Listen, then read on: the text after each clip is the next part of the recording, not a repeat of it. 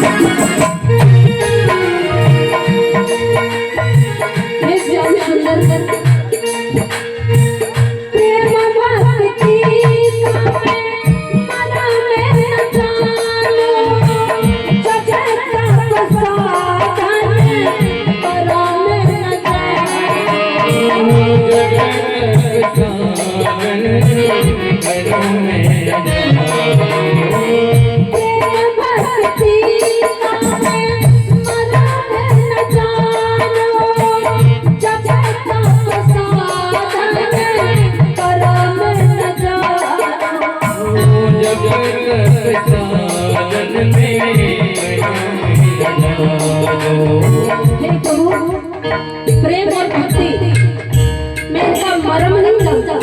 भक्ति और प्रेम का मर्म जानना ये कोई साधारण नहीं है। प्रेम भक्ति का मर्म में जानता नहीं हो, और जब तक ये कोई साधन मेरे पास नहीं है तो मैं आपको बताऊं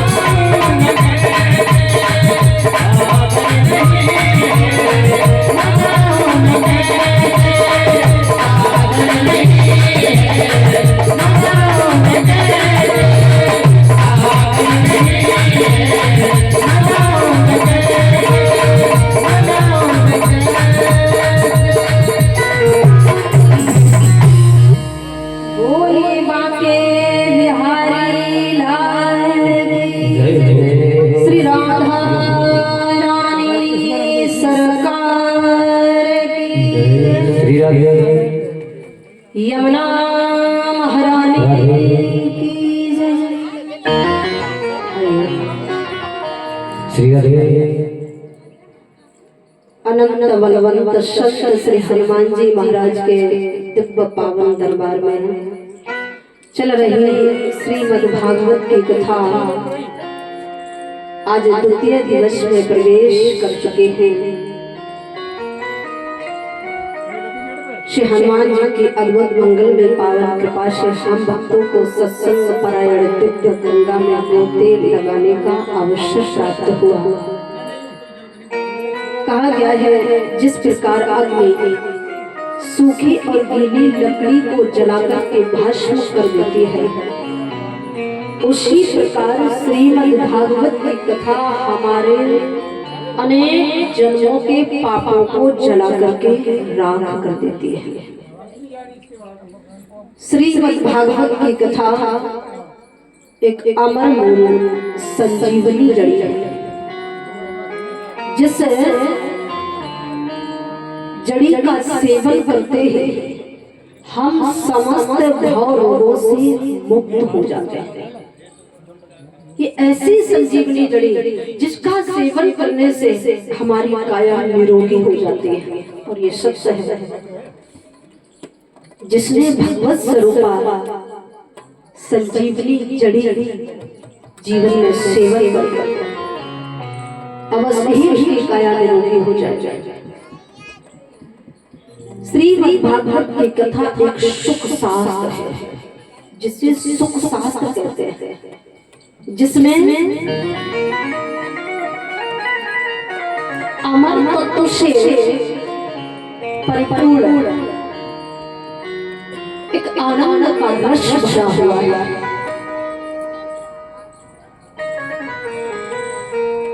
श्रीमद् भागवत की कथा एक ऐसा सुख शास्त्र है जिसकी क्षमता न तो कोई तीर्थ कर सकता है और ना ही कोई ग्रंथ कर सकता है, ना ही कोई वेद कर सकता है, ना ही कोई पुराण कोई उपनिषद कर सकता है। ये ऐसा शास्त्र है जो हमें साथ ही में मोक्ष की प्राप्ति करा देता है। भगवान की कथा मुक्तिदायी है, मोक्षदायी है। इसलिए वेदव्यास जी ने तो भागवत जी में यहाँ तक लिख दिया कि इस शरीर में जब जब चेतना रहे, इस शरीर में जब जब चेतना रहे, तब तक मनुष्य को भगवान की कथा का सेवन करना चाहिए।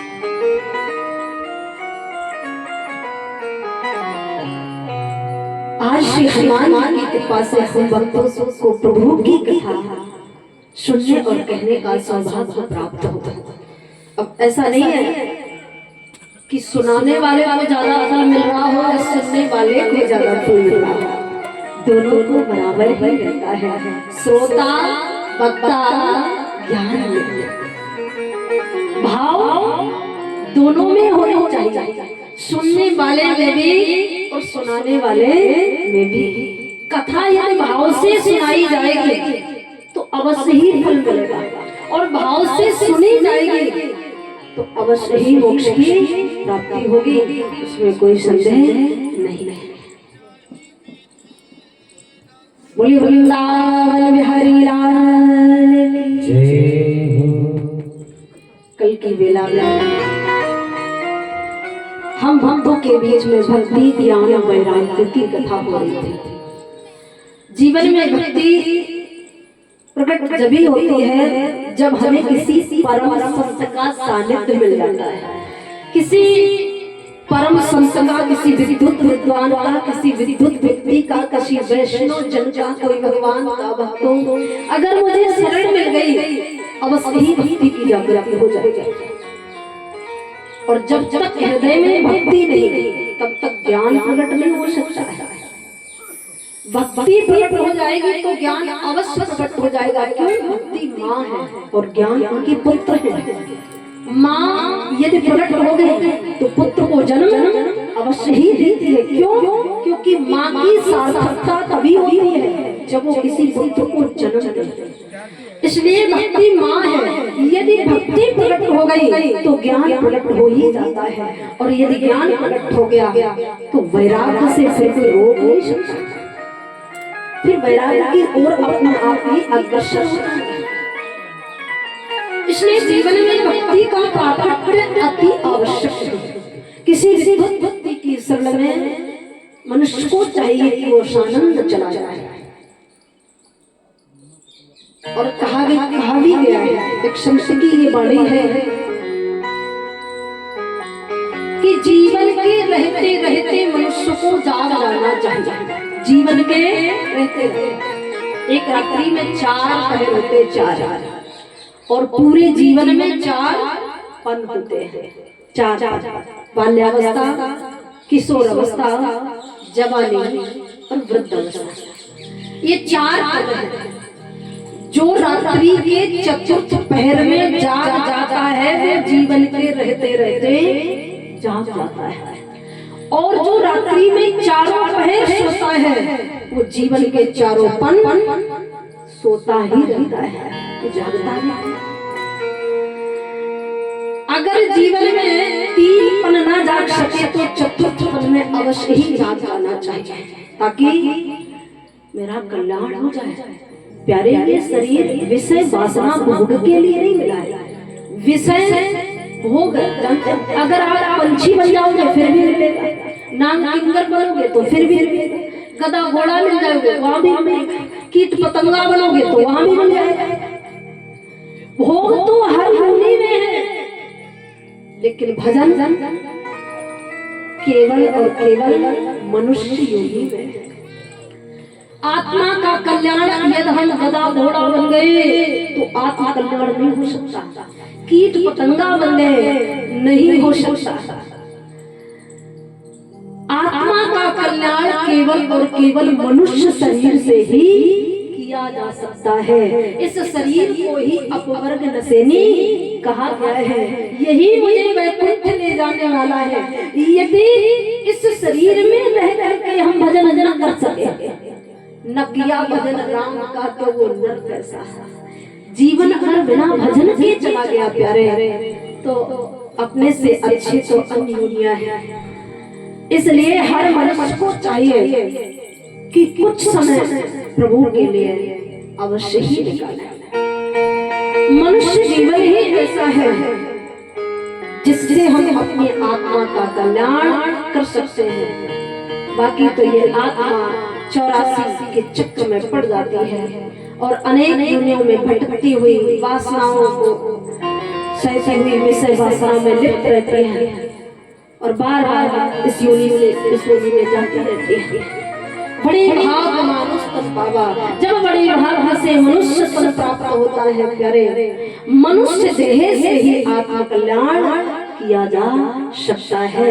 इसलिए मनुष्य को चाहिए कि वो जीते जी चौथे पल में तब भी जाग जाए, और यदि प्यारे चारों पल सोते रहे तो न जाने कहाँ जाना पड़ेगा। देखिए, आत्मा का कोई स्वरूप नहीं है, ये निराकार है। निराकार का अर्थ होता है जिसका कोई आकार ना हो, जिसका कोई आकार ना हो उसे निराकार कहते हैं। ये आत्मा निराकार है। आत्मा तो एक चींटी में भी होती है आत्मा, और गज में भी है आत्मा, विशाल से विशाल शरीर में भी प्रवेश करती है, और आत्मा सूक्ष्म से भी सूक्ष्म शरीर में प्रवेश कर जाती है। आत्मा निराकार है, इसका कोई आकार नहीं, ये किसी भी शरीर में जा सकती है। इसलिए आत्म कल्याण केवल मनुष्य शरीर से हो सकता है। तो मनुष्य जीवन मिलने के बाद हर श्वास अनमोल है, हर श्वास अनमोल है। न जाने ये जीवन मुझे पुनः मिलेगा या नहीं मिलेगा, कुछ पता नहीं है प्यारे। जिस सफर में हम चल रहे हैं, ये सफर मेरे जीवन में आएगा कि क्या पता फिर कभी ये सफर आएगा, और क्या पता फिर कभी ये सफर आएगा। नाम ले हरि का तू तर जाएगा, क्या पता फिर कभी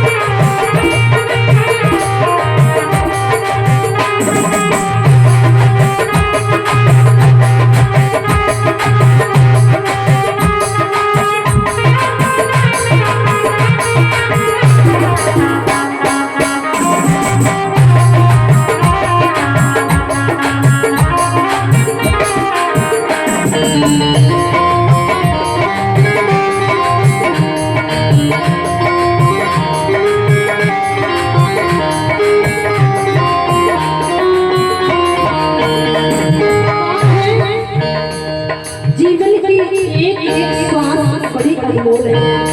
जिस सफर में हम चल रहे हैं न जाने ये कभी मिलेगा या नहीं मिलेगा, क्योंकि समय की गति बड़ी बलवान है। जो समय आज है वो कल नहीं होगा, और जो कल देखने को मिलेगा वो फिर आगे नहीं होगा। इसलिए तेरे जीवन की घड़ियां ये अनमोल है, झूठे सपनों में पड़कर समाना नहीं। तेरे जीवन की घड़ियां ये अनमोल है, तेरे सपनों की घड़ियां।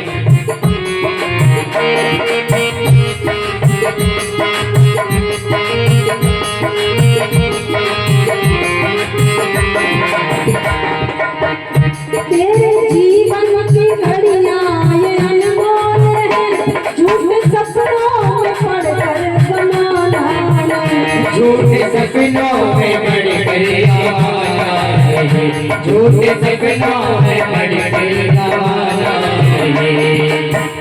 तेरा झूठा ये सपना बिखर जाएगा, तेरा झूठा ये सपना बिखर जाएगा, तेरा झूठा ये सपना बिखर जाएगा। एक दिन तू अपने गीत कर जाएगा, एक दिन तो प्रभु की नजर आएगा।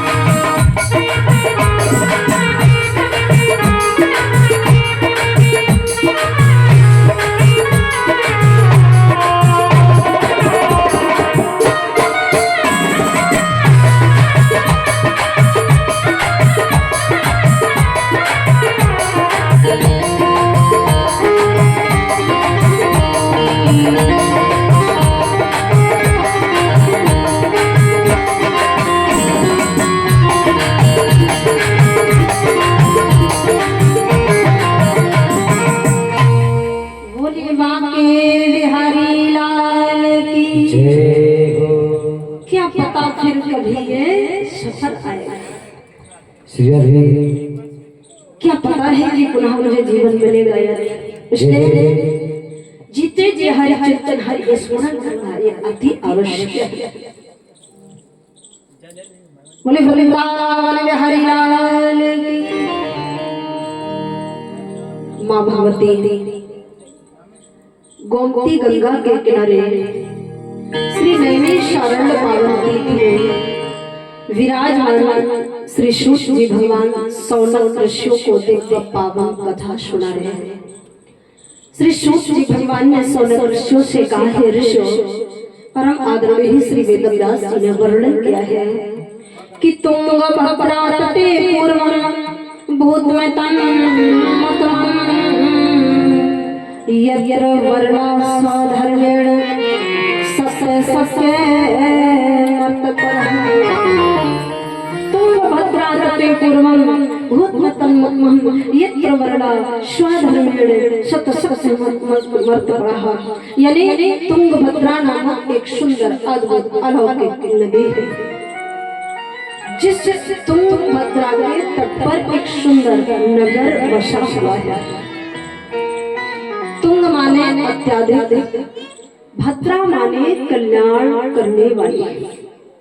एक अत्याधिक कल्याण करने वाली तुंगभद्रा नामक सुंदर नदी है, जिसके किनारे एक सुंदर अलौकिक नगर बसा हुआ है, जिस नगर के राजा हैं श्री आत्मदेव विप्र माने ब्राह्मण।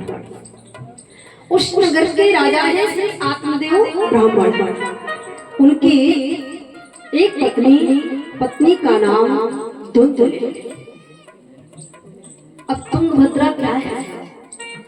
तुंगभद्रा अत्याधिक कल्याण करने वाली, अत्याधिक कल्याण करने वाली यदि कोई नदी है तो केवल और केवल मेरा शरीर ही है। मेरा शरीर ही अत्याधिक कल्याण करने वाला है। आत्मा का कल्याण मनुष्य शरीर से ही हो सकता है। इसलिए वेदव्यास जी संकेत कर रहे हैं कि अत्याधिक कल्याण करने वाली एक नदी, जिसके तट पर एक नगर है। इस नदी में एक नगर भी है जो विशेष स्थान जिसे हृदय कहते हैं। हृदय रूपी नगर में एक राजा राज करता है, जिसका नाम है आत्मदेव। ऐसा कोई शरीर नहीं जिसमें आत्मा का वास न हो। आत्मा हर शरीर में राज करती है, लेकिन उस आत्मा के आगे लिखा क्या है? देव। आत्मा देव। अब देव क्यों लिखा है? क्योंकि वो आत्मा कोई साधारण नहीं थी, दिव्य, पवित्र, निर्मल थी। आत्मदेव विप्र बड़े सज्जन थे, इसलिए उनके नाम के आगे देव लिखा है। आत्मदेव यानी देवता के समान सज्जन सरल जीवन था। एक आत्मा राज करती है, इसलिए उस आत्मा को आत्मदेव कहा गया। अब पत्नी कौन है? धुंधली। इसमें धुंधली भी है। धुंधली है बुद्धि, जिसकी बुद्धि धूमिल हो उसे धुंधली कहते हैं। धुंधली जिसकी बुद्धि धूमिल हो वो धुंधली। पति और पत्नी दोनों नगर में शानंद उनका राज चल रहा है। एक समय की बात है, एक बार राजा के मन में ऐसा लगा कि जीवन में पुत्र होना चाहिए। पुत्र दोनों दृष्टि से होना चाहिए, आध्यात्म से भी और भौतिक दृष्टि से भी। यानी मेरे अगर पौराणिक जीवन में पुत्र नहीं है तो कुल में, हमारे वंश में अंधेरा हो जाता है। जब कुल दीपक नहीं है तो वंश में अंधेरा हो जाता है। और आध्यात्म दृष्टि से देखो तो यदि ज्ञान रूपी पुत्र नहीं है फिर भी हम अंधकार में हो जाते हैं। यदि ज्ञान रूपी पुत्र नहीं है तब भी हम अंधेरे में हैं। और यदि मेरे जीवन में कोई कुल दीपक नहीं है तब भी हम अंधेरे में हैं। तो दोनों दृष्टि से पुत्र होना अति आवश्यक है।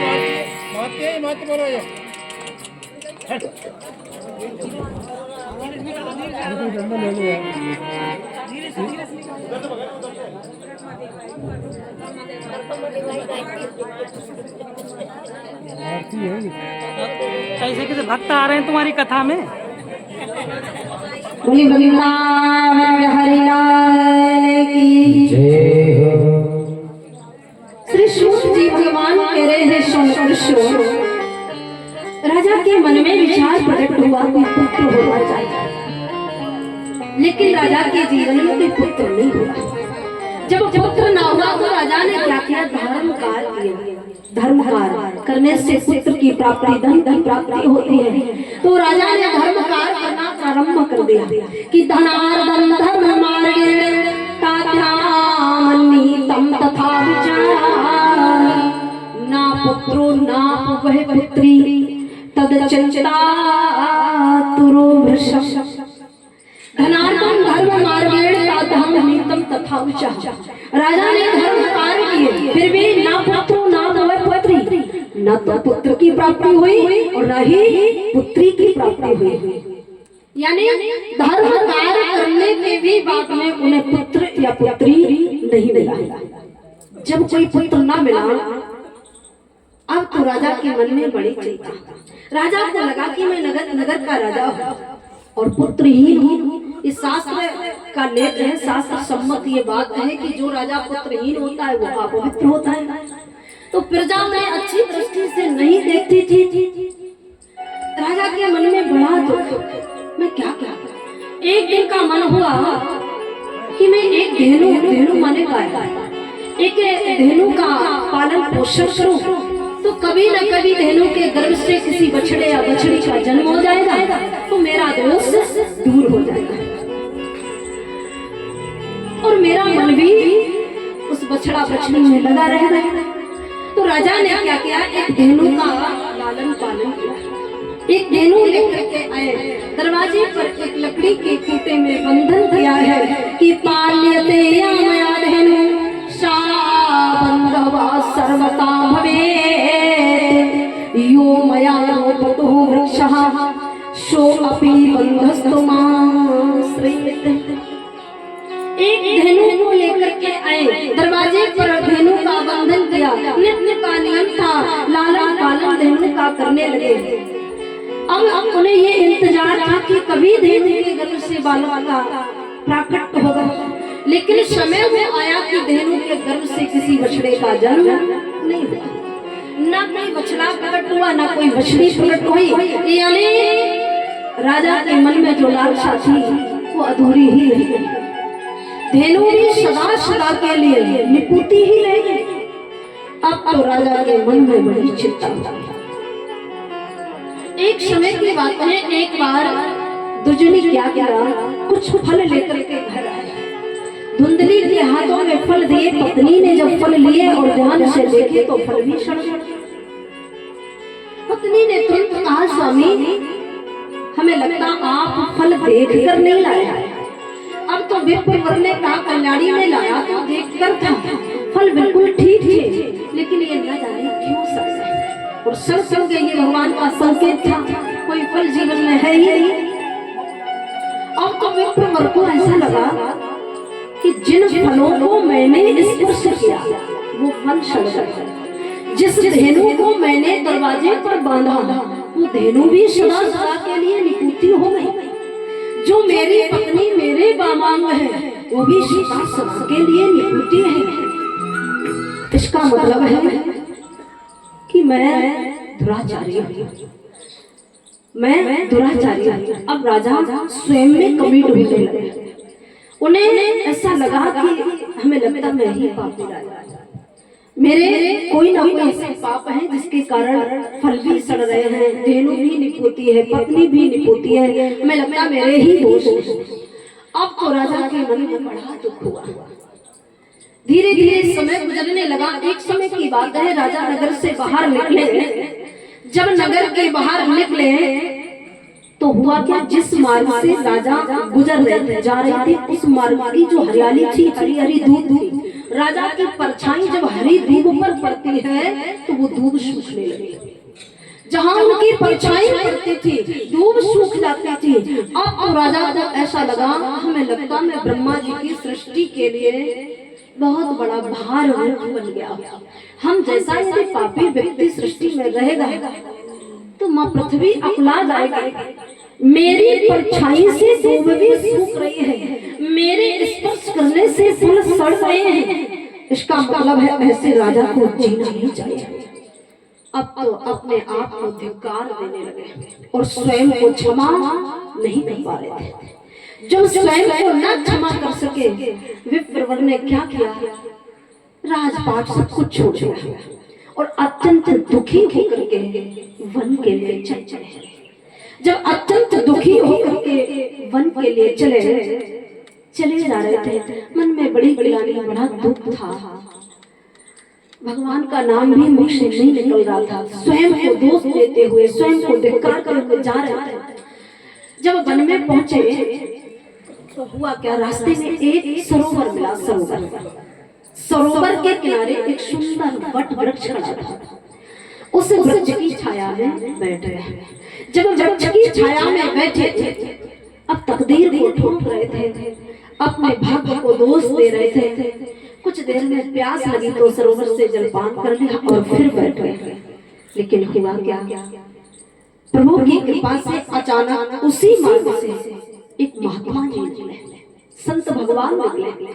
और जैसे ही उस मार्ग से संत भगवान निकले तो संत भगवान ने एक विप्रवर को वट वृक्ष की छाया में बैठे हुए देखा, जिनके नयन कातर थे, शरीर में पसीना, मन बड़ा व्याकुल, चिंतित थे, तकदीर पर हाथ था। अब तो संत भगवान तुरंत जान गए इनके जीवन में कोई ना कोई बहुत बड़ा दुख है। संत भगवान विप्रवर के पास में आए और पुकारा, बुलाया, विप्रवर अत्यंत दुखी होकर के क्यों विराजमान? अब कुछ कहना चाह रहे थे लेकिन दुख इतना था कि संत भगवान से कुछ कह नहीं सके। संत भगवान ने कहा, विप्रवर कृपा करके बताओ वन में आने का कारण क्या है? जब वन में आने का कारण पूछा तो कहा कि मैं जंगल में आत्महत्या करने आया। आत्महत्या? हाँ। आत्महत्या करने का कारण क्या है? पत्नी से झगड़ा हो गया? नहीं। प्रजा में कोई हलचल हो गई? बोले नहीं। आपसे कोई अपराध बन गया? नहीं। फिर आत्महत्या का कारण क्या है? तो विप्रवर ने कहा, प्रभु मैं आपको क्या बताऊं? अगर मैं कुछ बताऊंगा तो आप भी संशय में पड़ जाएंगे, इसलिए मत सुनो। संत भगवान ने कहा, विप्रवर यदि आपने आत्महत्या कर ली तो जान जाओ, आत्महत्या से बढ़कर कोई पाप नहीं। सबसे बड़ा पाप यदि कोई है तो आत्महत्या। जो व्यक्ति निजात्मक घाती होता है, निजात्मक घाती यानी अपनी ही आत्मा का घातक बन जाता है, उससे बड़ा कोई पापी नहीं होता है। तो जिस बात के कारण आज आप दुखी हैं, फिर ये कम नहीं होंगे बल्कि और बढ़ जाएगा। तो जानते हो, आत्महत्या करने वाले व्यक्ति को पुनः मनुष्य देह धारण करने का अवसर प्राप्त नहीं होता है। वो 84 में भटकता है, सदा कीट पतंगा ही बनता है, हजारों वर्ष प्रेत योनि में रहता है। उसे प्रेत आत्मा बनकर के भटकना पड़ता है, यातनाओं को सहना पड़ता है। इसलिए विप्रवर आत्महत्या करना सबसे बड़ा पाप है। कृपा करके दुख का कारण बता दो, किस दुख के कारण आज आप आत्महत्या करने जा रहे हैं? विप्रवर कहने लगे, प्रभु मैं क्या बताऊं, मेरी पत्नी है, वो निपुती है, उसके गर्भ से किसी बालक का जन्म नहीं हुआ। मैंने अनेक बहनों का पालन पोषण किया तो उसकी भी गर्भ से किसी बछड़े का जन्म नहीं हुआ। मैं किसी फल को स्पर्श करता हूँ तो वो फल भी सड़ जाता है, और मैं जिस मार्ग से गुजरता हूँ तो वहाँ की हरियाली सूख जाती है। इतना बड़ा पापी हूँ, फिर मुझे सृष्टि में जीने का कोई अधिकार नहीं। जिसके जीवन में कोई पुत्र ना हो उसका कैसा जीवन? संत भगवान ने कहा, विप्रवर केवल मन में यही चिंता है कि कोई पुत्र नहीं है, इस कारण आप आत्महत्या कर रहे हो। माना कि अगर जीवन में पुत्र हो जाए तो क्या तुम्हें सुख मिलेगा? तो विप्रवर ने कहा, प्रभु मुझे पुत्र होने के बाद सुख मिले ना मिले, पर मैं इतना जानता हूँ जिसके जीवन में पुत्र होता नहीं है वो व्यक्ति नरकगामी होता है। नरकगामी, ये आपने कैसे जाना कि पुत्रहीन व्यक्ति नरकगामी होता है? ये शास्त्र का लेख है कि जिसके जीवन में कोई पुत्र नहीं होता वो नरकगामी होता है। क्यों? क्योंकि मरने के बाद जब पुत्र उस व्यक्ति को अपने हाथों से पिंडदान नहीं करता है तब तक उसका उद्धार होता नहीं है। स्वर्ग के ताले को खोलने के लिए ज्येष्ठ पुत्र के हाथों की पिंड रूपी कुंजिका चाहिए। स्वर्ग के ताले को खोलने के लिए ज्येष्ठ पुत्र के हाथों की पिंड रूपी कुंजिका चाहिए। यदि पिंड रूपी कुंजिका माने चाबी आपके हाथ में है तो स्वर्ग का ताला खुल जाएगा, वरना स्वर्ग के ताले को खोलने के लिए कोई दूसरा उपाय नहीं है। शंकर भगवान ने कहा विप्रवर यदि बालक हो भी तो क्या आप जानते हो कि मरने के बाद तुम्हें पिंडदान दे ही देगा? हो सकता है दैवात अपूत हुआ पैदा तो उल्टा सीधा चल जाए और परलोक बने चाहे बिगड़ जाए, पहले यह लोग बिगड़ता है। अगर दैवात कपूत प्रकट हो गया तो परलोक तो बाद में जाना है, पहले निज लोक ही बिगड़ जाता है। तो क्या आप जानते हो कि आपको मरने के बाद आपका पुत्र पिंडदान कर ही देगा? विप्रवर ने कहा प्रभु ये तो सच है, मरने के बाद क्या पता पुत्र पिंडदान करेंगे, श्राद्ध आदि करेंगे, यानी विप्रों को भोजन कराएंगे, हमारा संस्कार किया जाएगा या नहीं किया जाएगा। और ये सच है, मरने के बाद यदि अंतिम संस्कार में ज्येष्ठ बालक नहीं है तो पिता का उद्धार होता नहीं है। ये शास्त्र सम्मत बात है और देवी भागवत के तो महात्म्य में ही लिखा है, महात्म्य में ही तुलसीदास जी ने लिख दिया। इसलिए अंतिम संस्कार में ज्येष्ठ बालक अति आवश्यक है। शंकर भगवान ने विप्रवर से कहा विप्रवर यदि आपके मन में यही है कि पुत्र होना ही चाहिए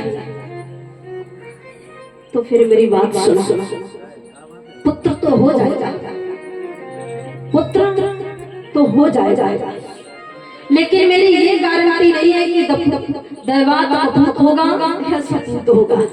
मैं ये गारंटी नहीं दे सकता। पुत्र तो आपके जीवन में प्रकट हो जाएगा। शंकर भगवान ने क्या किया, अपनी सुंदर झोली में कर कमल बनाया और झोली से एक विवेकी फल निकाला, एक विवेकी फल निकाला। शंकर भगवान ने विप्रवर के कर कमल में दिया, हे दुज इस फल को लेकर के जाओ, अपनी पत्नी को खिला देना। पत्नी फल को खाते ही गर्भवती हो जाएगी, लेकिन उस पत्नी को कुछ नियम निभाने पड़ेंगे। नियम, हाँ, नियम कौन कौन से?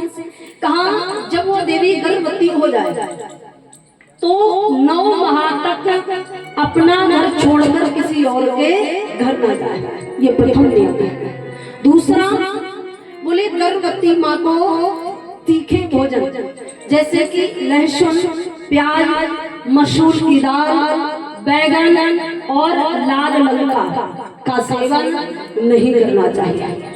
लंका जानते हो? लंका नहीं जानते? लाल मिर्च। और ऐसा मैंने सुना है राजस्थान की माताएं लाल मिर्च नहीं खाती। गर्भवती मैया को चाहिए कि वो लाल लंका का सेवन न करे, निषेध होती है। जब तक माँ गर्भवती रहे तब तक लाल लंका न खाए। अब तीसरा नियम बताया कि गर्भवती माँ को चाहिए कि वो नित्य ब्रह्म मुहूर्त में जागे, नित्य ब्रह्म मुहूर्त में जाग रहा और ब्रह्म मुहूर्त की जो बयार होती, बयार माने हवा, ब्रह्म मुहूर्त की बयार उस माँ को नित्य लेनी चाहिए। जब तक गर्भ में पलने वाले पुत्र को ब्रह्म मुहूर्त की बयार नहीं मिलेगी तब तक वो बालक बुद्धिमान विद्या से परिपूर्ण नहीं होगा। अगर ब्रह्म मुहूर्त की बयार नहीं मिलती तो मंदबुद्धि पुत्र होगा। इसलिए उस माँ को चाहिए कि ब्रह्म मुहूर्त में वो जाए और नित्य क्रिया के बाद में उसे नित्य भगवती गंगा के जल से स्नान करना चाहिए, गंगा जल से। अब नित्य गंगा जल अगर राजस्थान में तो नहीं मिलेगा, ये तो गंगा के किनारे के लोग कर सकते हैं, लेकिन साधारण जल को गंगा जल बना लिया जाता है। गंगा जल बनाना जानते हैं ना? नहीं जानते। स्नान करने से पहले जो आपके सामने बाल्टी रखी होती है जिसमें जल होता है, उसमें से एक लोटे में जल लो, शरीर पर डालने से पहले मां गंगा का आह्वान करो। गंगा यमुना च गोदावरी सरस्वती नर्मदा सिंधु कावेरी स्नानार्थम जल तस्मै, यानी मंत्र उच्चारण करके मां गंगा का आह्वान कर लो और हर हर गंगे बस स्नान कर लो, हो गया गंगा स्नान। आज के बाद नित्य यही करना है, स्नान करते समय भगवती गंगा का स्मरण अवश्य करना चाहिए। बोले उस माँ को चाहिए कि वो नित्य गंगा स्नान करे और गंगा स्नान के बाद नित्य श्री रामचरितमानस का पाठ है। ज्यादा नहीं तो 11 चौपाई 11 चौपाई नित्य पढ़नी चाहिए। अवश्य ही उस माँ की गर्भ से एक विवेकी पुत्र का जन्म होगा, एक विवेकी योगनिष्ठ महात्मा पैदा हुआ। अब तो संत भगवान ने नियम बता दिए, विप्रवर ने सब कुछ सुना। संत भगवान तो अंतर्ध्यान हो गए। श्री विप्रवर उस फल को लेकर के घर आए। अब पत्नी को फल दिया। पत्नी ने पूछा स्वामी कहाँ से लाए हो? कहा एक संत भगवान ने मुझे दिया, उनकी कृपा हो गई। फल का सेवन करते ही आप गर्भवती हो जाओगे। समय आने पर गर्भ से एक विवेकी बालक का जन्म होगा, लेकिन देवी तुम्हें कुछ नियम निभाने पड़ेंगे। स्वामी नियम कौन से? विप्रवर ने कहा कल्याणी 9 माह तक अपना घर छोड़कर किसी और के घर नहीं जाओगे। धुंधली ने जैसे ही सुना तो घबरा गई। अब घबरा क्या गई? उसकी एक आदत था कि सवेरा होते ही दूसरे के घर जरूर जाया करते थे। सवेरा हुआ कि दूसरे के घर जाते थे। अब तो धुंधली को लगा ये नियम तो बड़ा कठिन हो गया। बोली स्वामी दूसरा। विप्रवर ने कहा कल्याणी आज के बाद आपको तीखे भोजन नहीं करना है। कहा तीखे भोजनों में क्या क्या आता बुद्धि की तुम्हें कुछ जानती थी नहीं।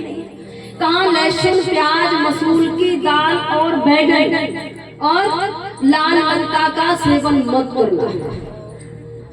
धुंधली को यही सबसे ज्यादा पसंद था। फिर पूछने लगे स्वामी कुछ और भी बताया संत भगवान ने? बिल्कुल। आगे क्या बताया? बोले आपको नित्य ब्रह्म मुहूर्त में जागना पड़ेगा। धुंधली का नियम था जब भास्कर भगवान निकल आते थे बाद में 8 बजे आराम से जागते थे। और धुंधली को लगा ये भी नियम बड़ा कठिन हो गया। कहा स्वामी कुछ और कहें? कहा नित्य तुम्हें गंगा के जल से स्नान करना पड़ेगा। अब बुद्धि की धूमिल क्या जाने साधारण जल को गंगा जल बनाना। कहा स्वामी कुछ और भी कहें? कहा नित्य रामचरितमानस का पाठ करना पड़ेगा। धुंधली कहने लगी इससे तो अच्छा मैं फल ही नहीं लूंगी। इतने नियम कौन करेगा? विप्रवर ने फल तो दे दिया, आंगन से राज दरबार के लिए चले। अब धुंधली ने क्या किया? सोचने लगी अगर मैं फल खाऊंगी गर्भवती हो जाऊंगी, नियमों का पालन करना पड़ेगा, पीड़ा सहनी पड़ेगी। इससे अच्छा है ये फल मैं धेनु को खिला दूं। पत्नी ने क्या किया? दरवाजे पर जो धेनु थी सदा सदा के लिए वो भी जीवित थी, उस धेनु को खिला दिया। जब धेनु को फल खिला दिया संत का वचन कभी खाली नहीं जा सकता। वो धेनु गर्भवती हो गई। धीरे धीरे समय गुजरने लगा। 6 माह गुजर गए। 6 माह निकल जाने के बाद एक दिन धुंधली के मन में चिंता हो गई। सोचने लगी संत का वचन खाली जाता नहीं और मैंने फल का सेवन किया नहीं, गाय को खिला दिया है। और अगर स्वामी ने पूछा तो मैं क्या बताऊंगी? और पुत्र होगा नहीं तो पूछा जाएगा। अब तो बड़ी चिंतित थी। चिंता तो आंगन में विराजमान थी। अचानक धुंधली की छोटी बहन अपनी बहन के घर आ गई। छोटी बहन का आगमन हुआ। छोटी बहन ने बड़ी बहन को चिंतित देखा, दुखी थी। तो पूछा दीदी तुम्हें क्या हो गया? चिंता का कारण क्या है? कहा बहन मैं तुम्हें क्या बताऊं? एक दिन स्वामी एक फल लेकर आए और उस फल का मैंने स्वयं सेवन करके गाय को खिला दिया है। अगर मेरी गर्भ से किसी बालक का जन्म ना हुआ स्वामी पूछेंगे तो मैं क्या बताऊंगी? और वो फल एक संत के द्वारा मिला था। संत वचन कभी मिथ्या नहीं होता। अब मैं क्या करूं? बहन कहने लगी दीदी आप चिंता न करें। क्यों? कहने लगी मैं गर्भवती हूँ। मेरी गर्भ से जैसे ही बालक का यानी पुत्र का जन्म होगा तो अर्धरात्रि के समय में पिता के हाथों से आप तक भिजवा दूंगा। सवेरा हो और बस दासी को बुला करके दरबार में खबर भिजवा दो। अब हुआ क्या, दोनों बहनों ने सलाह मिलानी, राजा को कुछ मालूम नहीं। दोनों बहनों में सलाह हो गई। धुंधली तो बड़ी प्रशंसा। धीरे धीरे समय गुजरा। जब धुंधली की बहन के गर्भ से बालक का जन्म हुआ तो उस बहन ने क्या किया, अर्धरात्रि के समय अपने पिता को बुलाया कि अथ काले चानारी प्रसूता बालकं तदा आनीय जनको बालम रहस्यो धुंधली। उस देवी ने क्या किया, प्रसूत गृह से उस बालक को उठाया, अपने पिता के हाथों में दे दिया और कहा इस पुत्र को बहन के घर लेकर जाओ। अब तो धुंधली के पिता ने क्या किया, उस बालक को लेकर के धुंधली के घर आया। जब वो बालक धुंधली के घर आया, रात्रि का समय था, किसी को कुछ मालूम नहीं था, ये रहस्य कोई नहीं जान पाया। धुंधली ने उस पुत्र को गोद में लिया। सवेरा हुआ तो राजा के पास खबर पहुंच गई कि देवी के गर्भ से किसी बालक का जन्म हुआ है। अब तो विप्रवर के मन में बड़ी प्रसन्नता हो गई, संत कृपा हो गई, पुत्र की प्राप्ति हो गई। विप्रवर ने क्या किया, तुरंत आनंद बधाइयों के साथ महल में आए। जब उनका आना महल में हुआ, पुत्र को देखा, अब देखते ही तो पहचान न कर सके। धीरे धीरे समय गुजरने लगा। जब 3 माह गुजर गए, ठीक 3 महीने बाद धेनु के भी गर्भ से एक बालक का जन्म हुआ। कि त्रमासे निर्गते चात साधेनु सस्वेभृकं सर्वांगं सुंदरम दिव्यम निर्मलम कनकप्रथम। ठीक 3 महीने बाद धेनु के गर्भ से एक बालक का प्राप्त हो गया।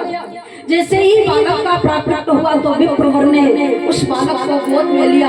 अचानक भगवान की याद आ गई, अरे प्रभु जब तक दिया नहीं तो दिया नहीं, अब दे रहे हो तो धेनु के भी गर्भ से पुत्र प्रकट हो रहा है। बछड़े का जन्म नहीं हुआ, बालक का जन्म हुआ। मन बड़ा प्रसन्न हो गया। पुत्र को लेकर के महल में आए, तुरंत विद्वानों को बुलाया, पुत्रों का नाम संस्कार कराया। विद्वानों ने क्या किया, जो धुंधली का पुत्र था उस बालक का नाम रखा धुंधकारी।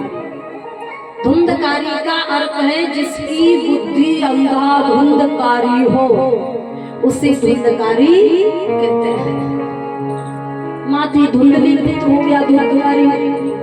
अब गाय के पुत्र का नामकरण किया तो नाम रखा गया गौकर्ण। गौकर्ण क्यों रखा, गाय के पुत्र थे इसलिए गौ, और कर्ण जो उनका शरीर थे वो मनुष्य के आकार का था, लेकिन जो कान थे वो गाय के आकार के थे, इसलिए नाम रख दिया गौकर्ण।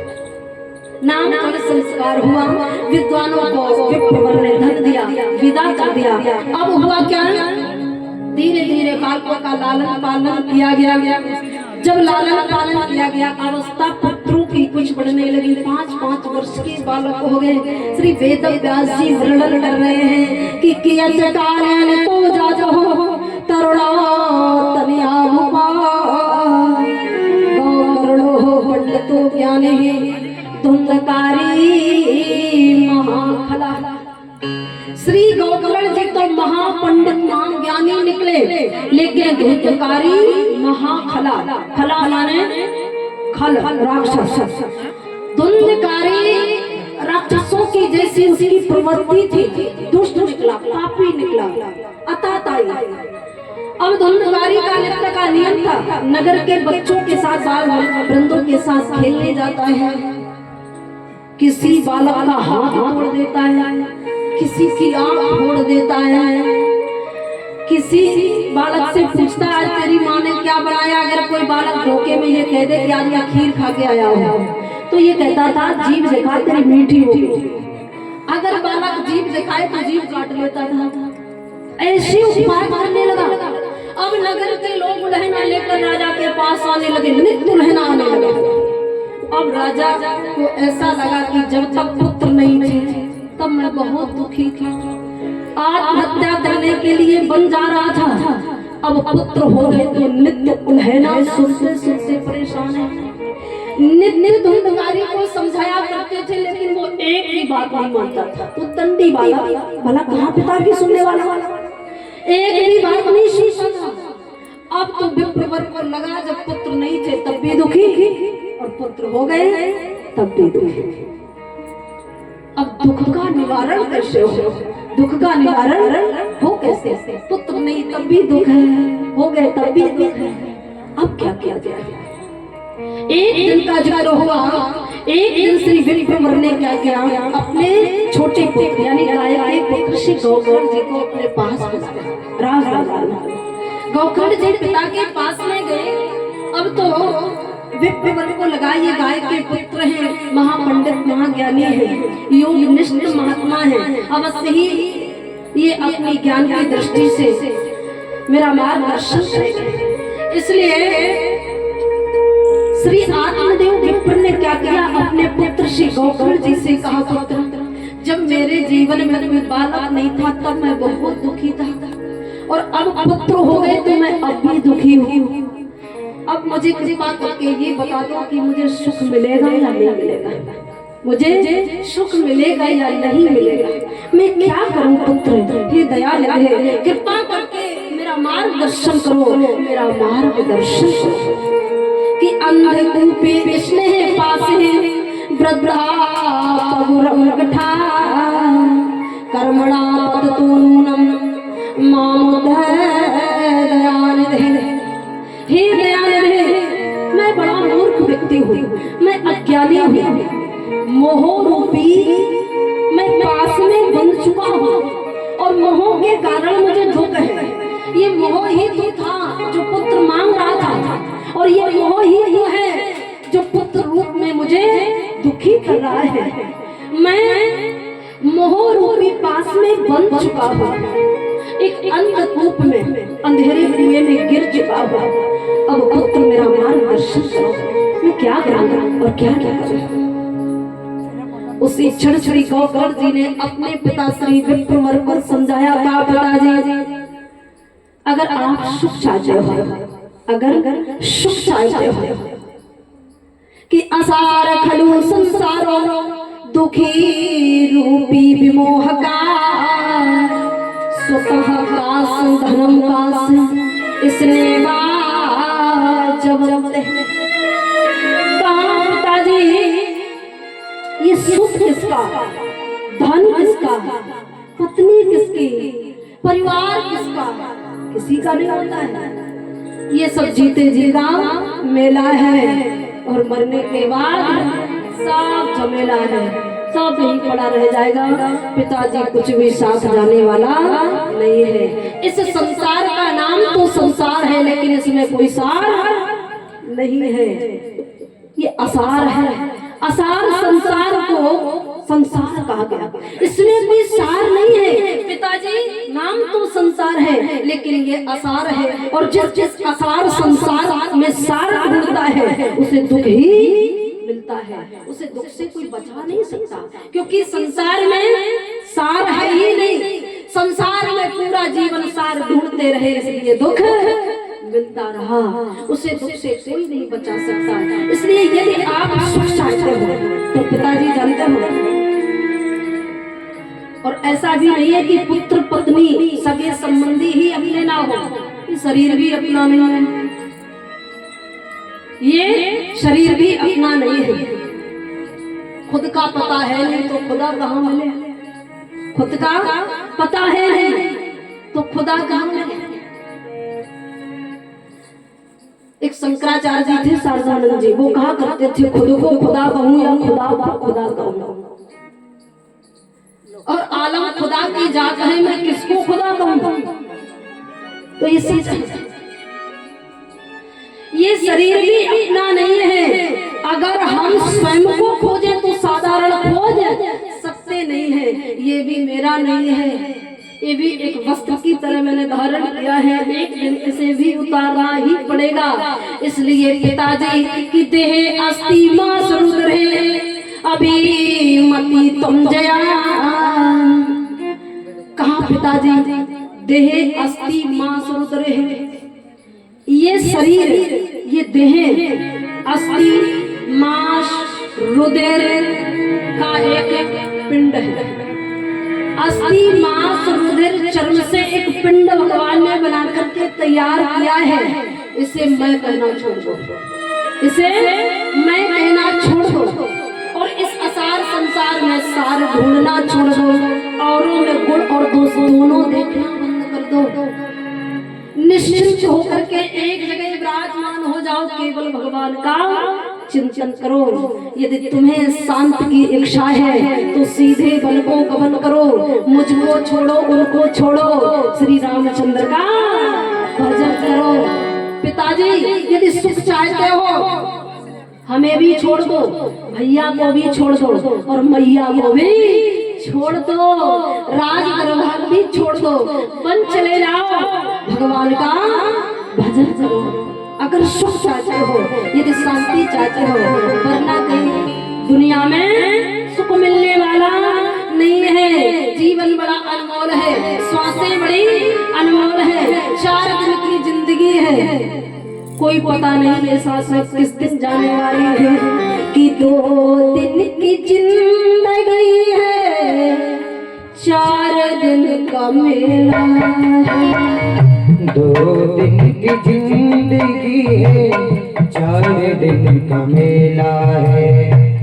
2 दिन की जिंदगी है, 4 दिन का मेला है।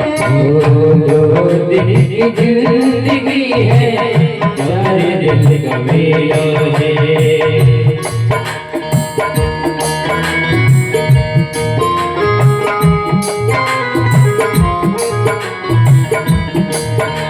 2 दिन की जिंदगी है, 4 दिन का मेला है।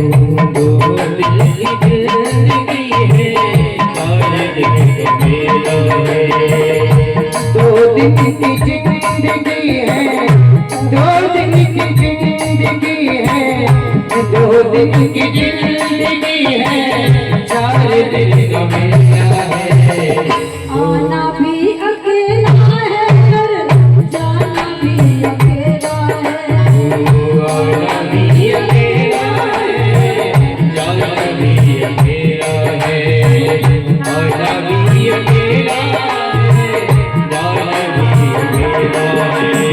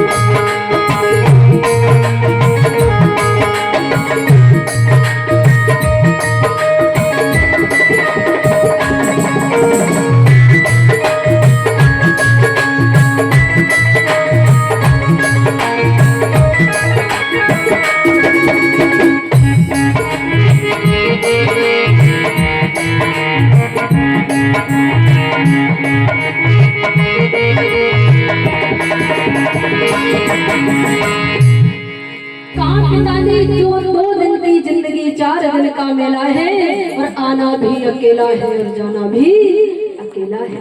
इसलिए यदि सुख चाहते हो तो सब कुछ छोड़ दो और भगवान का भजन करो। पिताजी अपने को आप भूल के हैरान हो गया, अपने को आप भूल के हैरान हो गया और निज रूप को जाना नहीं,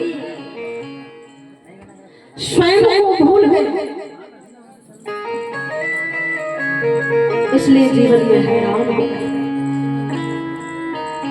जड़ जहे को अपना स्वरूप मान मन लिया, दिन रात खान पान काम काज दिल लिया, पानी में मिलके दूध एक जान हो गया, माया की जाल में फंसा वीरान हो गया। वर्ष गया मास गया दिन गई घड़ी, वर्ष मास दिन घड़ी, जीवन जा रहा है। वर्ष गया मास गया दिन गई घड़ी और दुनिया के कारोबार में खबर नहीं पड़ी। खाएगा यम गुलेल जब भी फिरेगा रोता, और राम राम राम सदा बोल में तोता। ऐ पंछी इस जगत बगीचे बीच में क्यों फल चूस रहा है, तुझे मालूम नहीं है। एक दिन इस पिंजरे को खाली करके उड़ना पड़ेगा, इसलिए इस बाग को छोड़ दे। यदि शांति चाहते हो पिताजी तो सबको छोड़ करके वन चले जाओ, भगवान का भजन करो। अब जिसके जीवन में सब कुछ हो, पुत्र पत्नी धन संपत्ति नगर के राजा और उनसे कोई ये कहे अचानक सब कुछ छोड़ दो, छूटता है? नहीं छूटता। माताओं से छोटा सा घर नहीं छूटता है। ये गृहस्थी ऐसी होती है साधारण छोड़ने से छूटने वाली नहीं है। जिस पर भगवान की बहुत बड़ी कृपा हो वही छोड़ सकता है। ये धर्म है गृहस्थी चलाना, लेकिन ये परम धर्म है आत्म कल्याण करना। ये परम धर्म है। भगवान की कृपा के बिना ये सुलभ नहीं होता। कहा पिताजी अगर बन जाओगे, अगर बन जाओगे तो बन जाओगे, अगर बन चले जाओगे तो बन जाओगे, और यदि बन नहीं जाओगे तो बन नहीं पाओगे। बनने के लिए बन तो जाना ही पड़ेगा। भगवान राम बन गए 14 वर्ष के लिए। राम जी यदि बन न गए होते तो कौन जानता रामलीला, कोई नहीं जानता। बनने के लिए बन जाना ही पड़ेगा। बन जाओगे तो बन जाओगे, और यदि बन नहीं जाओगे तो बन नहीं पाओगे। इसलिए पिताजी बन तो जाना ही पड़ेगा, बिना सोचे विचारे सब कुछ छोड़ दो। क्यों? त्याग के बिना कुछ मिलने वाला नहीं है। कंठ दिया कोयल को, भगवान ने कंठ दिया कोयल को, लेकिन रूप छीन लिया, उसे काला बना दिया। कंठ तो दिया है लेकिन रूप नहीं है। कंठ दिया कोयल को पर रूप छीन लिया, और रूप दे दिया मोर को तो इच्छा छीन ली। मोर रूप है उसके पार पर इच्छा नहीं है। रूप दिया मोर को पर इच्छा छीन ली, और इच्छा दी इंसान को तो संतोष छीन लिया। इच्छा इंसान के पास है पर संतोष और शांति नहीं है। इच्छा भी इंसान को पर संतोष छीन लिया, और संतोष दिया संत को तो संसार छीन लिया। त्याग के बिना कुछ मिलने वाला नहीं है पिताजी। इसलिए इस असार संसार में सार मत खोजो। सार खोजोगे तो दुख ही मिलेगा। कि कर ले प्रभु को याद नहीं तो पछताएगा, और झूठा है संसार की धोखा।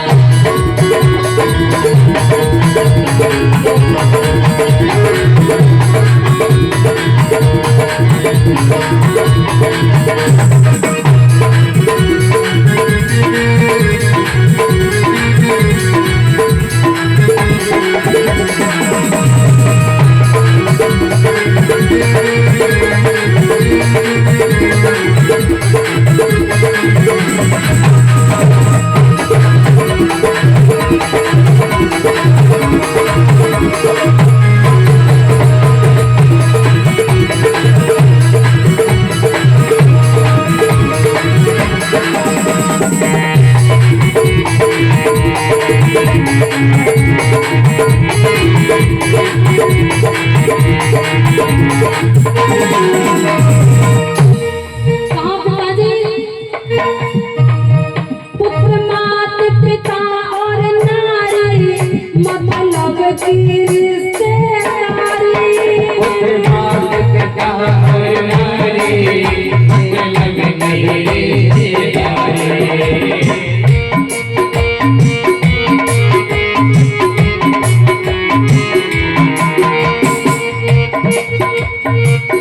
पुत्र मात पिता और नारी मतलब की रिश्तेदारी। ओ पुत्र मात पिता और नारी मतलब की रिश्तेदारी। कहाँ पिताजी? जब आए तेरी सवारी साथ कौन खाएगा? झूठा है संसार की शोभा।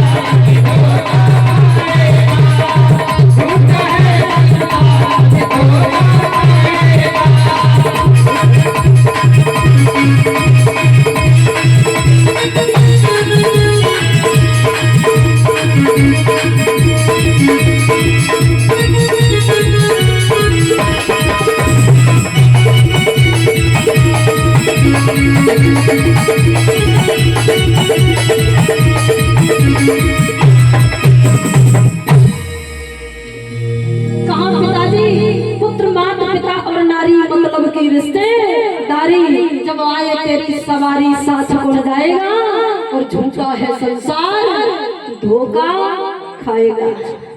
पिताजी मेरी बात मानो, अंत समय कोई साथ देने वाला नहीं है।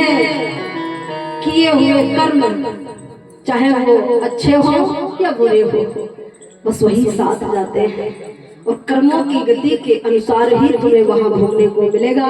इसलिए पिताजी मेरी बात मानो, पुत्र भी हो गए, अब सब कुछ त्याग दो और छोड़ करके वन चले जाओ।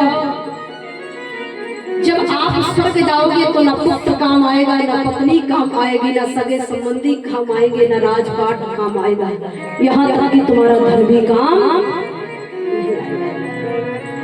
किन सांसों का मैं एतबार करूं, किन सांसों का मैं एतबार करूं जो अंत समय मेरी आत्मा के बोझ को उठा नहीं पाएगी।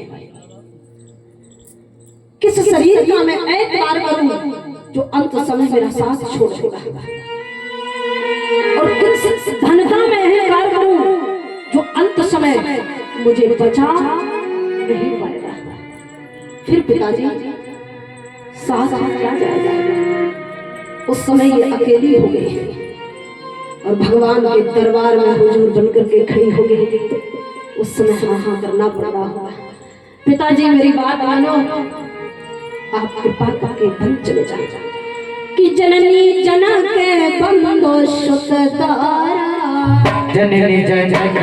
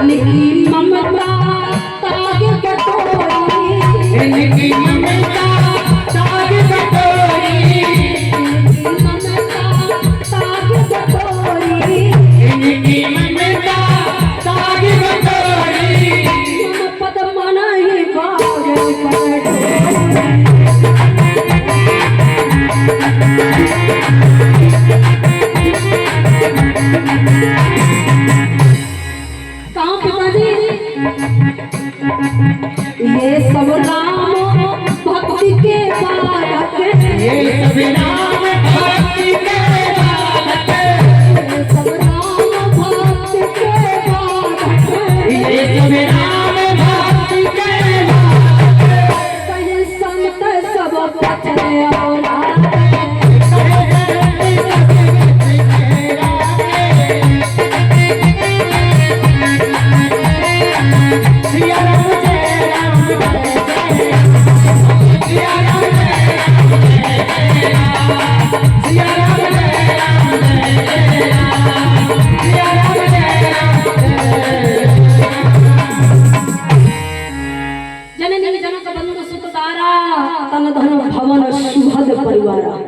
इनकी ममता ताग बटोरी, एक तागे के समान इनकी ममता है, ये कभी छूटने वाली नहीं है।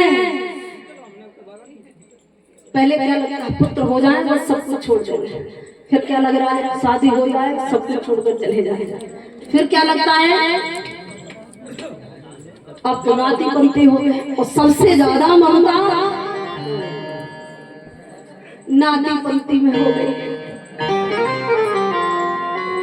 और फिर बाद में कहीं जाने के लायक नहीं रहे, चला गया जीवन। कहाँ पिताजी इनकी ममता ताग बटोरी और मम पद मनई बाग बर डोरी, इसका कोई अंत नहीं है, जीवन चला जाएगा। इसलिए मेरी बात मानो, सब छोड़ करके बन जाएगा, शांति मिलेगी, संतोष मिलेगा, हृदय परमात्मा हो जाएगा। इसलिए मेरी बात मानो, श्री गौकर जी ने अपने पिता को अपनी ज्ञान के द्वारा प्रकाशमय कर दिया। श्री वीर प्रवर ने उसी क्षण राजसी वस्त्रों को उतार दिया और सन्यासी वस्त्र धारण कर लिए। अवस्था उदासी, तुरंत राजपाट पुत्र पत्नी धन संपत्ति सब कुछ छोड़ करके चल निर्जन वन में जाकर के एक बांसों के घने जंगल में विराजमान होकर के भगवान का भजन करते। अब गोकर्ण जी ने देखा मेरे पिता राज छोड़कर चले गए। अब गोकर्ण जी तो राज करने वाले थे, क्यों? वो योगनिष्ठ महात्मा। इसलिए गोकर्ण जी ने क्या किया, अपना दंड कमंडल लिया और हरिद्वार नामक तीर्थ के लिए चले कि गोकर्ण सा तीर्थ यात्रार्थम निर्गतो योग संशता,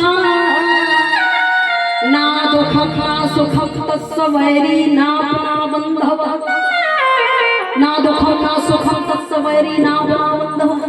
गोकर्ण जी ऐसे योगनिष्ठ महात्मा थे जिन्हें कभी जीवन में ना सुख होता था और ना दुख होता था, और ना कोई उनका मित्र था ना कोई शत्रु था, ना किसी से मित्रता ना किसी से शत्रुता, ना जीवन में सुख ना जीवन में दुख। ऐसे योगनिष्ठ महात्मा श्री गोकर्ण जी दंड कमंडल लेकर के हरिद्वार के लिए हरिहर क्षेत्र।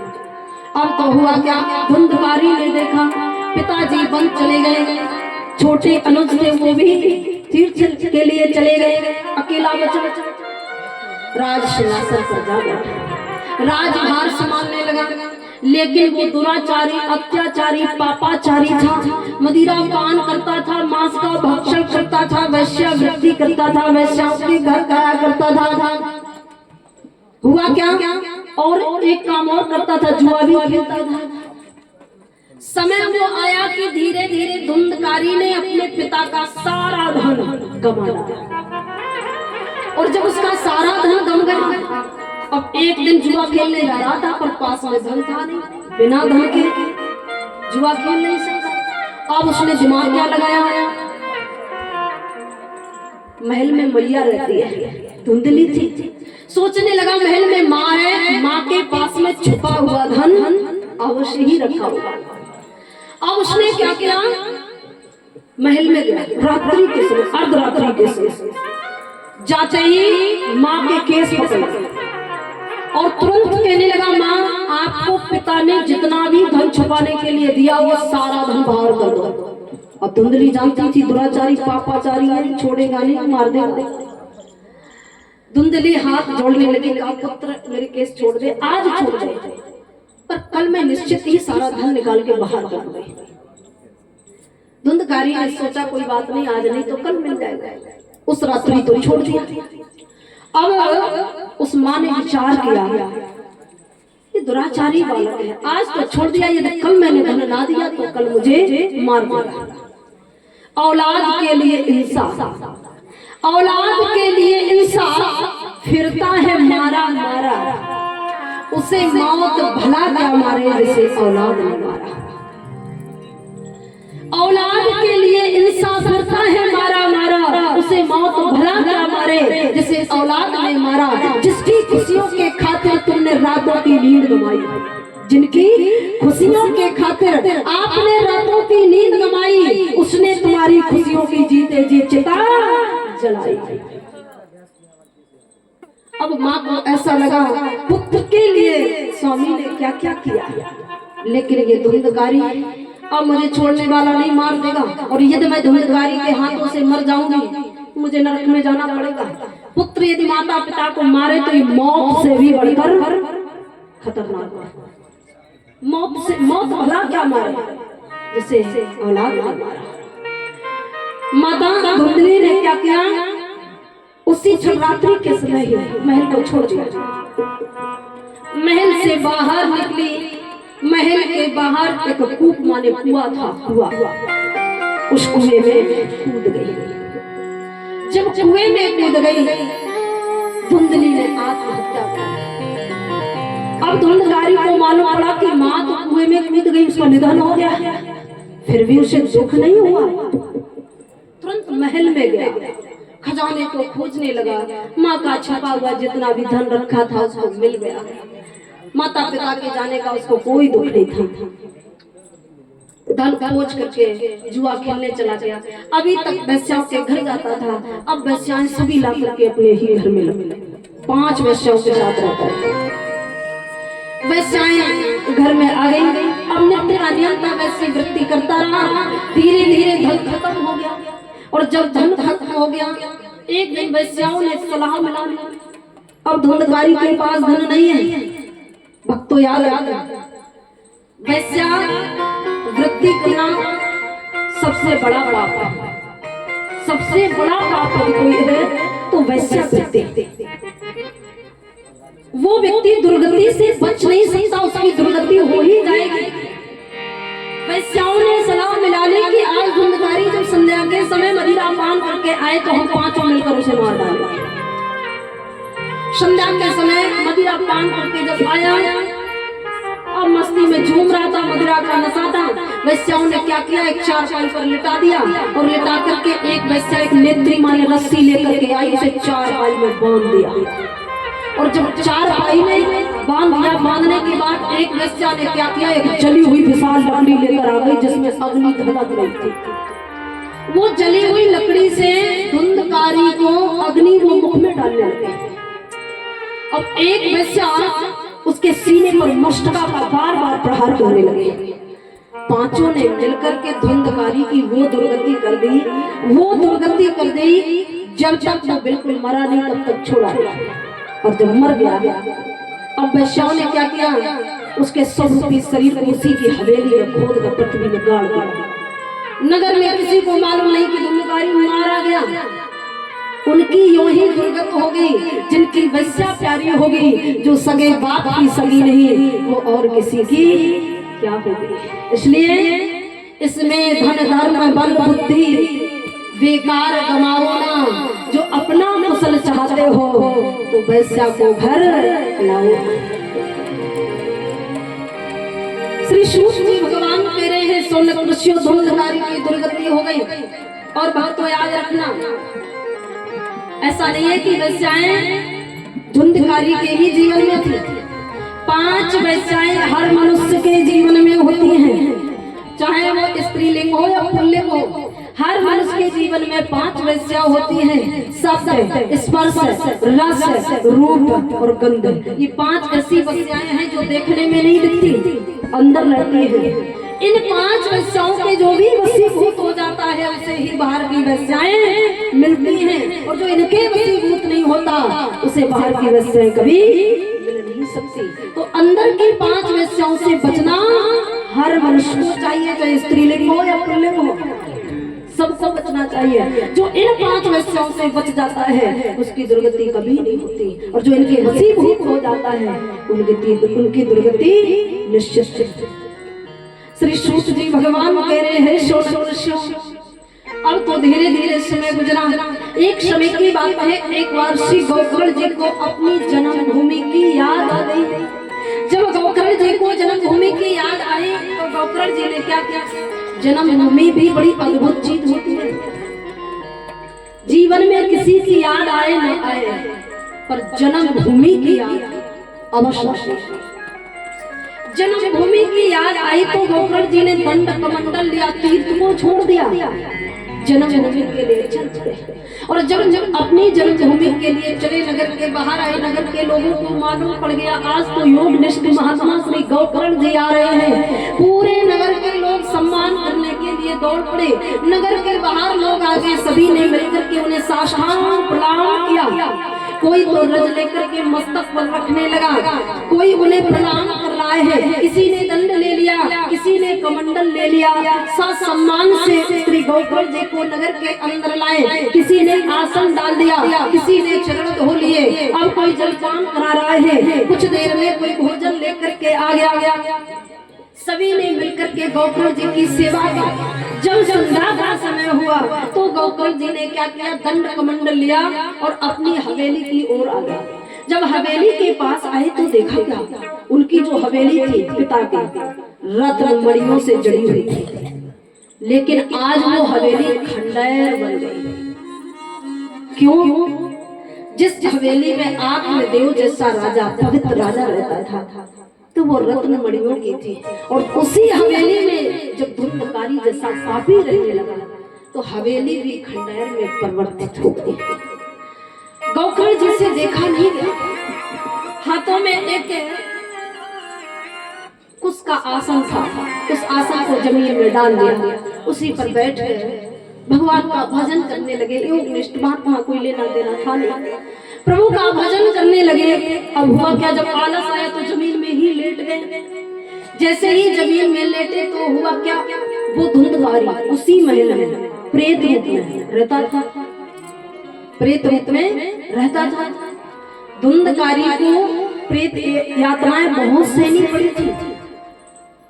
नरक में ये उल्टा लटकाया गया था, नेत्र की कौवा खोद कर ले गए थे, खोलते हुए तेल में डाला गया था।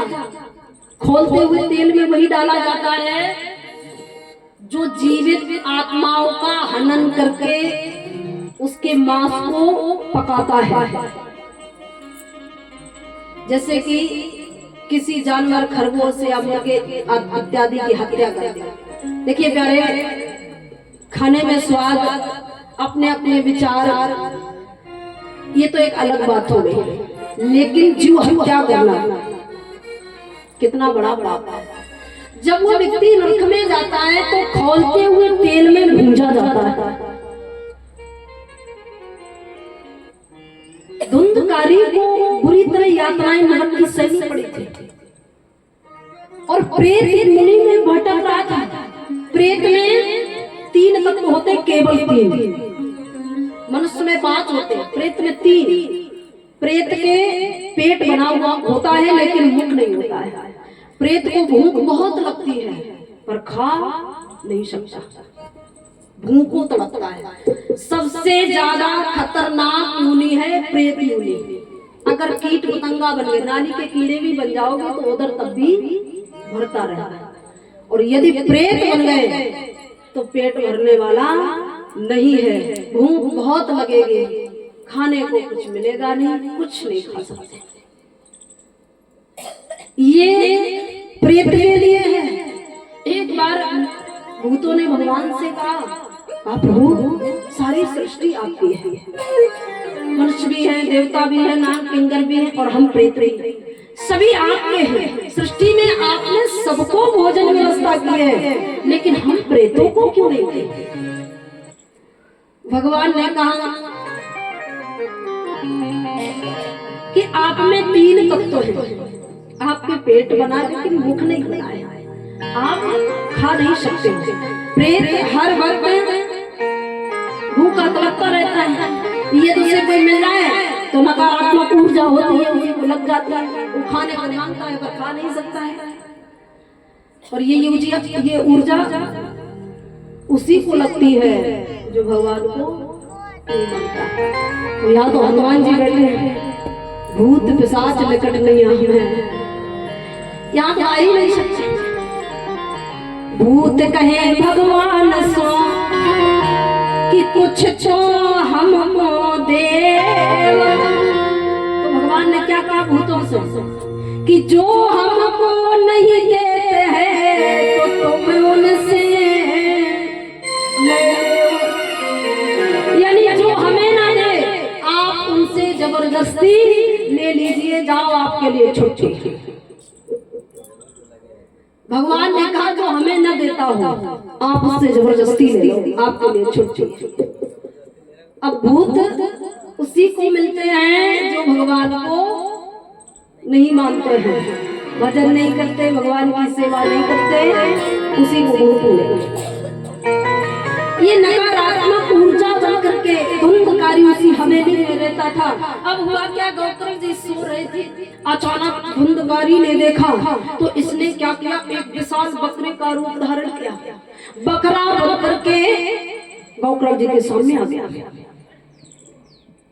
जब गौतम जी के सामने आया, गौतम जी ने एक विशाल बकरे को देखा।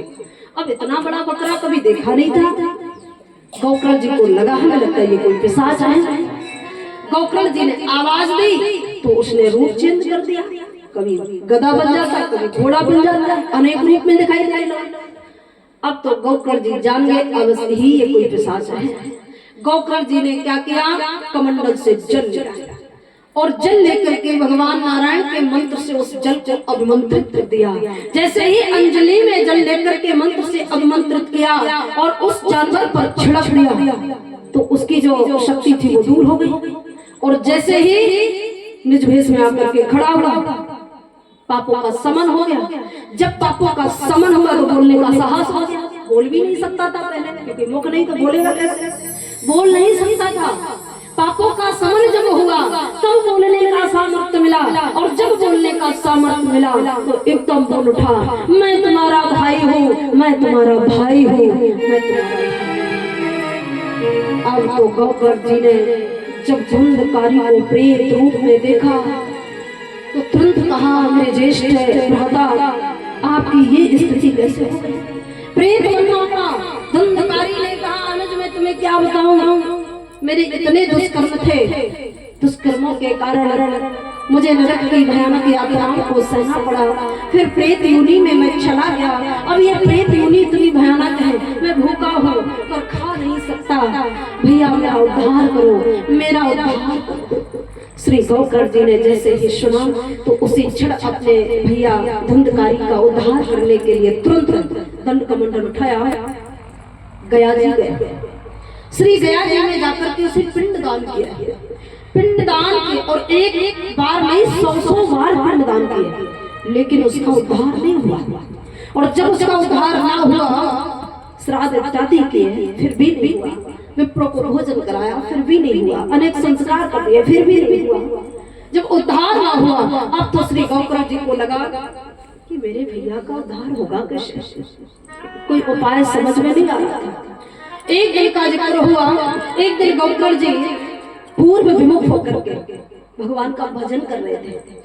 करते करते भजन जब भास्कर भगवान उद्याचल पर्वत पर निकले, और जैसे ही भगवान सूर्य निकले तो उनके सामने आ गया, और जब सामने आए तो भास्कर भगवान को कर कमल जोड़ करके प्रणाम किया, और प्रणाम करके तुरंत कमंडल से जल लिया, और जल लेकर के भगवान सूर्य के नाम का मंत्र बोल दिया कि तदा सर्वे सूर्यवाक्यम तदा सर्वे सूर्यवाक्यम तन्मत्ता स्थापितं परम गौकर्ण सातम चक्रे सूर्यवेगस्य वै तदा। मंत्र बोल करके तुरंत उस जल को पृथ्वी पर यानी भूमि पर छोड़ दिया, और जैसे ही जल भूमि पर छोड़ा तो छोड़ते ही हुआ क्या, भास्कर भगवान की गति हुई, यानी भगवान सूर्य स्थिर हो गए, चलना बंद हो गया, स्थिर हो गए, जहां निकले थे बस वहीं के वहीं रह गए। अब तो भगवान सूर्य तुरंत से गौकर्ण जी के सामने, भक्तराज मेरी गति को क्यों रोक दिया, ये तो मैं आगे नहीं बढ़ूंगा तो जानते हो, जहां सवेरा वहां सवेरा, जहां रात्रि वहां रात्रि, भगवान सूर्य की गति ही नहीं। भक्त कृपा करके मुझे रोकने का कारण बता दो। श्री गौकर्ण जी ने कहा, प्रभु मैंने अपने भैया धुंधकारी के तरण के लिए अनेक जगह पिंडदान किए हैं, श्राद्ध इत्यादि किया है, सभी विधान कर डाले, लेकिन इसका उद्धार नहीं हुआ। प्रीत योनि बड़ी भयानक योनि है, और ये भी शासनालय है। आपके माता पिता यानी आपके पूर्वज यदि नरकगामी है, अगर उनका उद्धार नहीं है, वो या फिर देव योनि में हो या फिर मनुष्य योनि में हो। अगर देव योनि में नहीं है, मनुष्य योनि में नहीं है, तो नरकगामी ही है। अगर वो नरकगामी है तो जानते हो आगे आने वाली जितनी भी तुम्हारी पीढ़ी हो, जितने वंशज होंगे, सब नरक में ही जाएंगे। क्यों? कि तुम्हारे पूर्वजों के लिए स्वर्ग का ताला बंद है, तो वंशजों के लिए खोला नहीं जा सकता। इसलिए पूर्वजों का उद्धार करना, पितरों का उद्धार करना ये अति आवश्यक है। यदि पितरों का उद्धार हो जाएगा तो तुम्हारे लिए भी रास्ता खोल दिया जाएगा, वरना तुम्हें भी वही जाना पड़ेगा जहां आपके पितर हैं, वही जाना पड़ेगा। इसलिए पितरों के लिए अनुष्ठान करना, श्राद्ध इत्यादि करना ये अति आवश्यक है।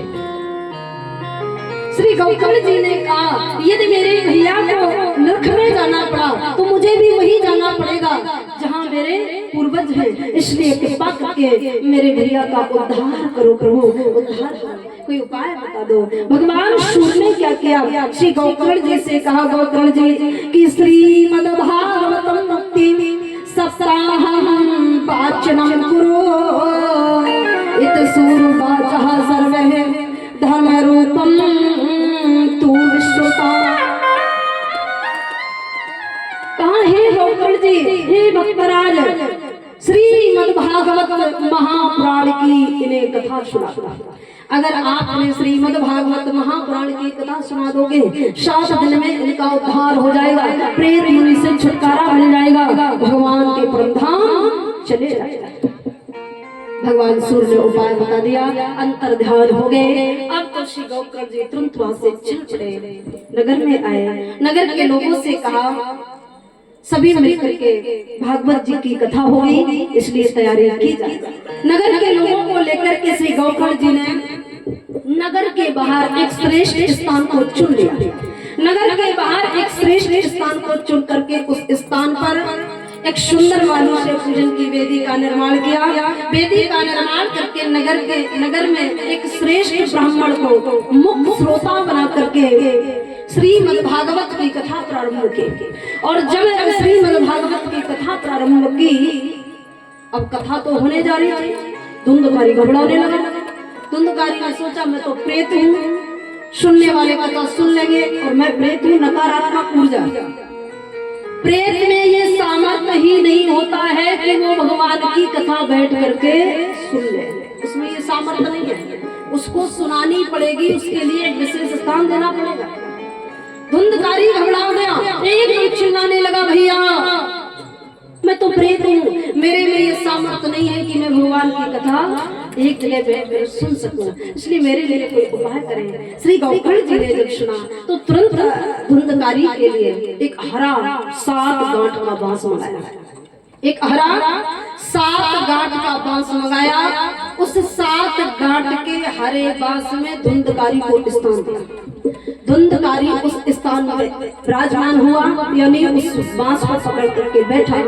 अब उसकी सूक्ष्म आत्मा थी तो बांस के क्षेत्र में जा बैठा, और जब क्षेत्र में जा बैठा गौकर्ण जी ने कथा प्रारंभ कर दी।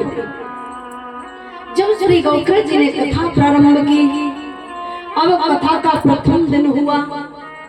जब प्रथम दिन हुआ संध्या कालीन जैसे ही बेला हुई तो अचानक कि दिनानान्ते रक्षतः गातः तदाचितं बमूलः वंशैक ग्रंथि भेदो आभूत शब्दं पश्यामि। यानी संध्या के समय अचानक उस बांस के अंदर से एक भयानक शब्द हुआ, तड़ाम से आवाज निकली, और अचानक उस बांस की एक ग्रंथि माने एक गांठ का भेदन हो गया।